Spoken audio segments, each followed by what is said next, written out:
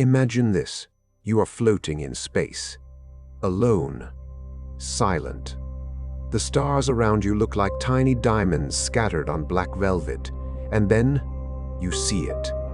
A perfect circle of darkness, not black like the night sky, black like nothing, like someone cut a hole in the universe and erased everything behind it. It does not glow, it does not shine, it simply takes. This is a black hole, and you are falling toward it. There is no rocket to save you, no rope, no hand to pull you back. You are moving faster and faster, and the darkness is growing larger in front of your eyes. So, what happens next? What happens to your body? What happens to time? What happens to you? Stay with me, because by the end of this story, you will never look at the night sky the same way again. Welcome to Awakening Avenue. Let's begin. Now, before we fall in, let's understand what we are falling into. A black hole is not a hole. That name is a little misleading. It is not an empty space. It is actually the opposite. It is a place where so much matter, so much stuff has been crushed into such a tiny space that gravity becomes extreme. Let me give you a picture.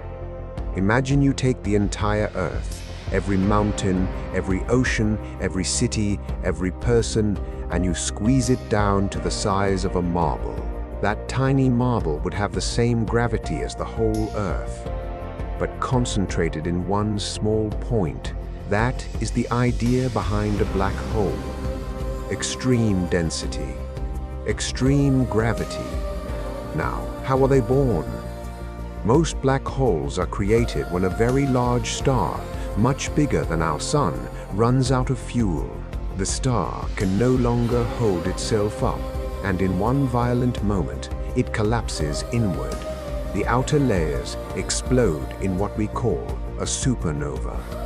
But the core keeps collapsing and collapsing and collapsing until it becomes a single point of infinite density. Scientists call this point a singularity, infinite density. Think about that phrase. It means all the matter is packed into a space with zero volume, zero. Mathematics breaks down, physics breaks down. Even our best theories cannot fully explain what happens at that point. And around this singularity, there is a boundary, an invisible border. Scientists call it the event horizon. Think of it like a waterfall in a river. If you are swimming far from the edge, you can still turn around. You can still escape. But once you pass a certain point, the current is too strong. No matter how hard you swim, you cannot go back. The event horizon is that point of no return. And you are about to cross it, so you are falling. At first, it feels almost peaceful. You are weightless, floating. The stars around you are still beautiful.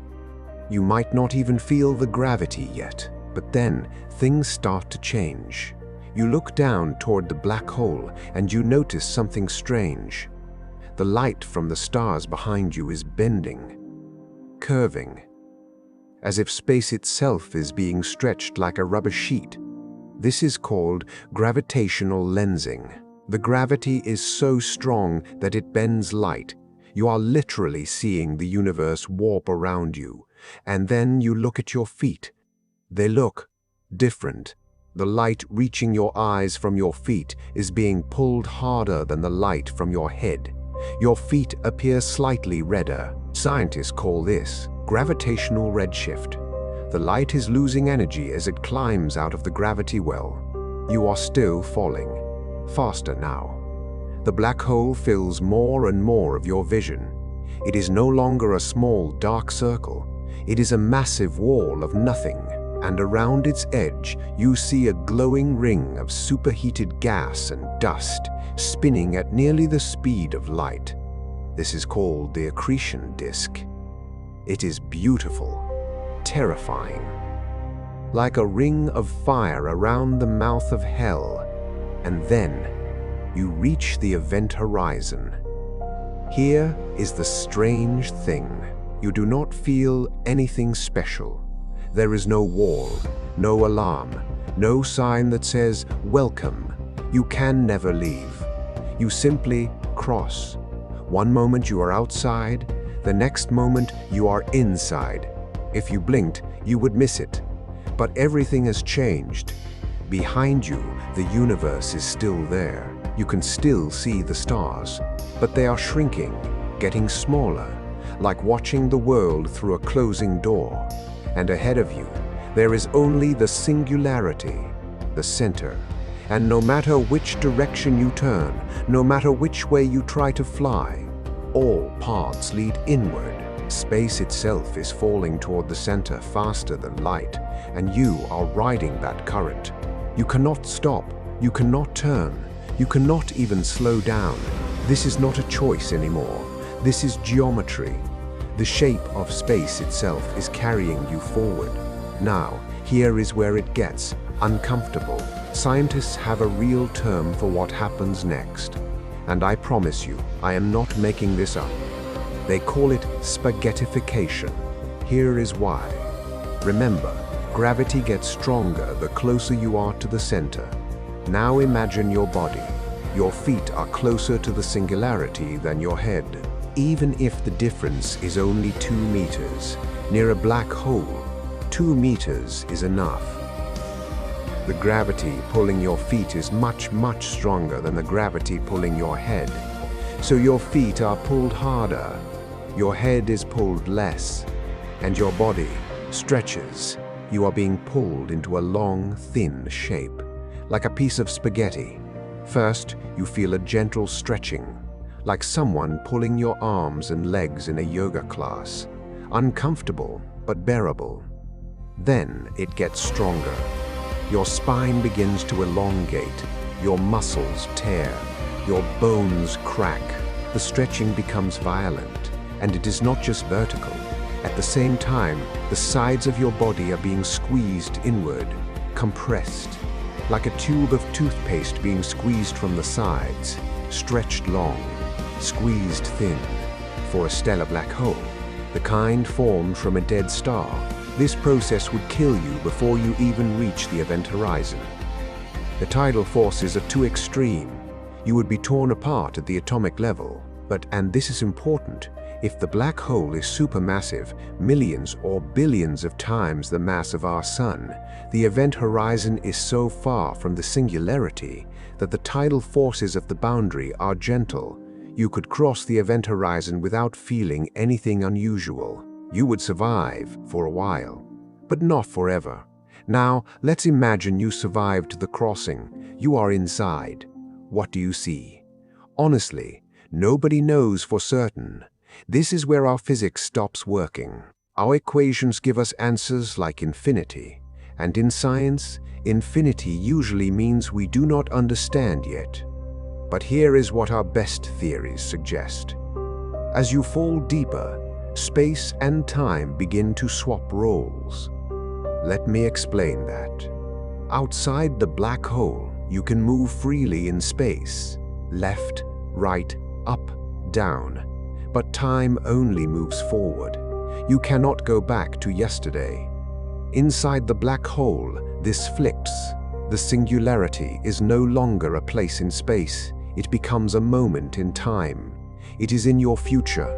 You cannot avoid it any more than you can avoid tomorrow. The singularity is not ahead of you. It is when you are going. And what happens at the singularity?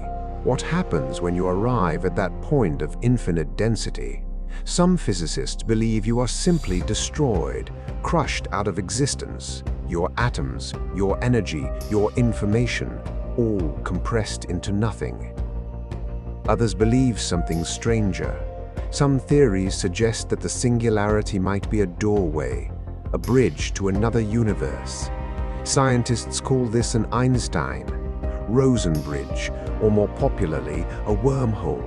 Perhaps you emerge somewhere else, another galaxy, another dimension, another reality entirely. Or perhaps the black hole is the end of the story. The final page. The last sentence. We do not know. And that uncertainty is part of what makes black holes so deeply fascinating. Now, let's step outside for a moment. Let's imagine a friend is watching you fall. They are safe, far away, watching through a telescope. What do they see? They see you slow down. As you approach the event horizon, from their perspective, you appear to move slower and slower and slower. Your image becomes redder and dimmer. The light from your body loses energy climbing out of the gravity well, and then you freeze. To your friend, you never quite cross the event horizon. You appear to stop at the edge, frozen in time, fading slowly into darkness, like a photograph left in the sun, slowly losing its color. But from your perspective, you crossed in an instant. You felt nothing special. You kept falling.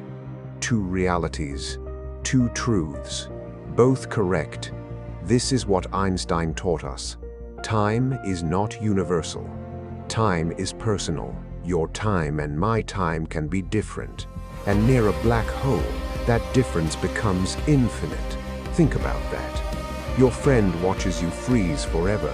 You experience only a few seconds. Who is right? Both and neither.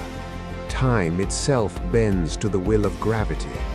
Now, let's come back to Earth. You are safe. You are here. You are listening to my voice. You are not falling into a black hole.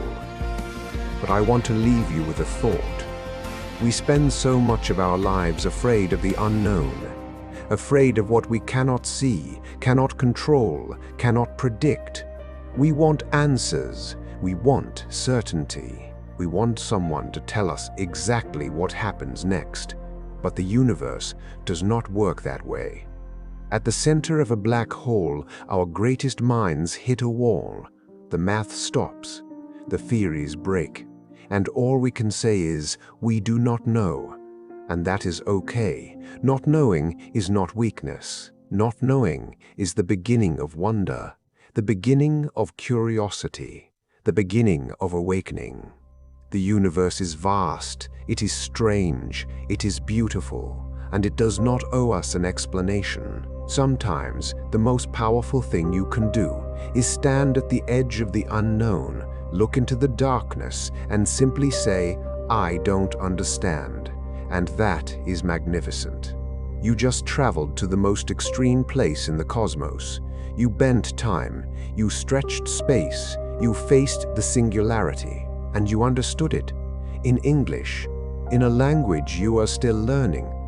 That is not small, that is extraordinary. Thank you for falling into the darkness with me today. If this story awakens something in you, subscribe to Awakening Avenue. Leave a comment. Tell me, what would you want to see if you could look inside a black hole?